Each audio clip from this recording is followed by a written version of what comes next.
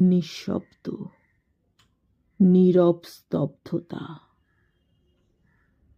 কুৎসিত কান্নাহীন শান্ত মৌন বাড়ি, আর কারো কানে তালা লাগবার মতো যন্ত্রণা নেই।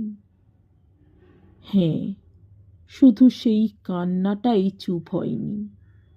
সকলেই একটু চুপ হয়ে গেছে, শুধু মাঝে মাঝে অস্ফুট একটা শব্দ। কিন্তু স্তব্ধতা আর কদিনের জন্যে। একার সংসার তো নয়, অনেকের স্বার্থে গঠিত সংসার একজনের জন্য কদিন সহানুভূতি প্রকাশ করবে। তাছাড়া সকলেরই মাত্রাজ্ঞান আছে, কতটুকুর জন্য কতটুকু খরচ করা দরকার সে সবাই জানে। ব্যাপারটা ক্রমশ থিতিয়ে যায়, সবকিছুই যথা নিয়মে চলে। শুধু কমলার রান্নার পালার দিনগুলো ভেঙে চুরে গড় হিসেব হয়ে গেছে।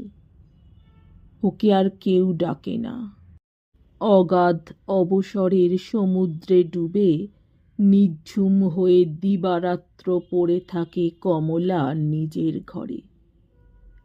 অফিস থেকে এসে ক্লান্ত দেহ থেকে ঘামে ভেজা শার্টটা খুলতে খুলতে শ্রান্ত বিরক্ত স্বরে বলে সমরেশ, এভাবে শরীর নষ্ট করার কোনো মানে আছে?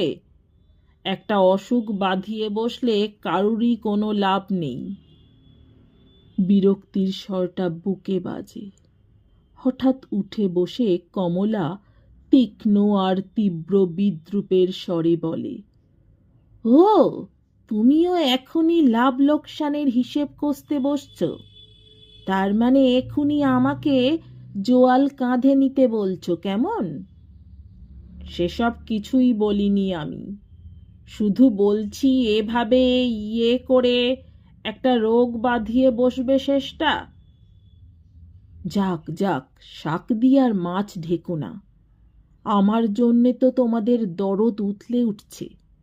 স্বার্থপর, তোমরা সবাই স্বার্থপর।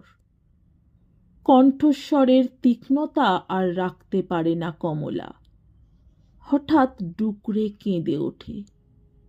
সংসারের কারুর প্রাণে দয়া নেই, এই তো আমি পড়ে আছি।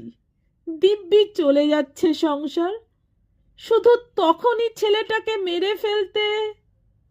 আরো ডুকরে ওঠে কমলা। শেষ দিন অবধি তাকে ফেলে রেখে হেসেল সামলেছি আমি।